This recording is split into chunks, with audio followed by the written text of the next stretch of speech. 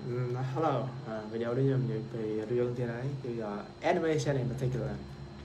This day I don't want to think about it anymore, and I just want to make video and talk about movie and comic and everything. Video này cứ cho nó nhiều phí. This is right here. តួអង្គនេះគឺឈ្មោះថា Thrag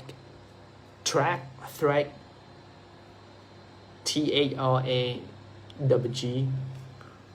នៅក្នុងពិភពភាពយន្ត Invincible តួអង្គនេះនឹងចេញនៅក្នុងខ្សែរឿង Invincible season 4នៅឆ្នាំ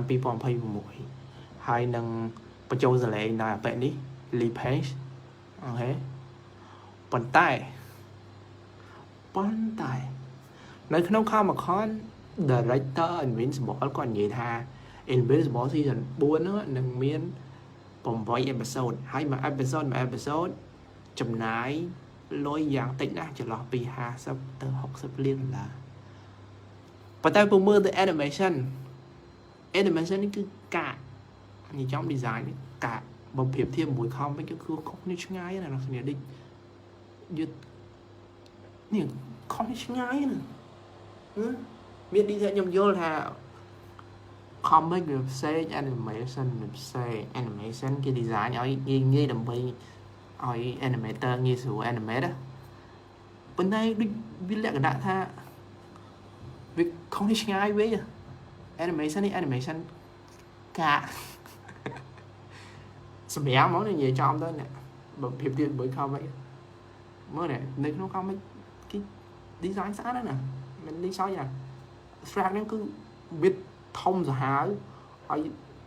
សាច់ដុំបបិនខ្លួនមនុស្សមួយ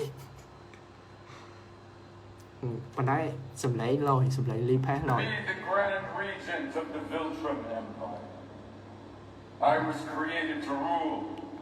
I was given power and fury and strength and rage to lead, to conquer, to kill. កាលពីដំបូងពេលចប់ season 2 ខ្ញុំគិតថាតួ Thrag ហ្នឹងណាអាចនឹងបញ្ចូលសម្លេងដោយJeffrey Dean Morgan ប៉ុន្តែ season 3 យើងបានដឹងហើយថា JDM គាត់បញ្ចូលសម្លេងតួកងពេះឥឡូវគេរើសតួមកអាពេលនេះធ្លាប់លេងក្នុងរឿង The Walking Dead ដែរដល់ director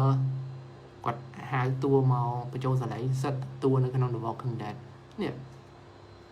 ប្រៀបធៀបអ្នកនរគ្នាមើលបើប្រៀបធៀបជាមួយនឹង comic គឺខុសនេះឆ្ងាយនៅក្នុង comic គេមាន detail មាន muscle មានស្រមោលមានអីហើយនេះលក្ខណៈនិយាយទៅគឺថោកហ្មង cheap version garbage this is the trash version of Shrek សូម្បីតែហូបមកកណាត់ទួយនេះគឺគេមាន detail អីធំធៅតែ animator នេះគឺកាកហ្មងនិយាយចំទៅហើយសំខាន់ថ្លៃទៀតបើប្រៀបធៀបជាមួយនឹង season 3 មួយ episode ដូចមិនខុសដល់50-60 លានដុល្លារយ៉ាងនេះហើយអស់លុយច្រើនហើយបានមកកាកនេះ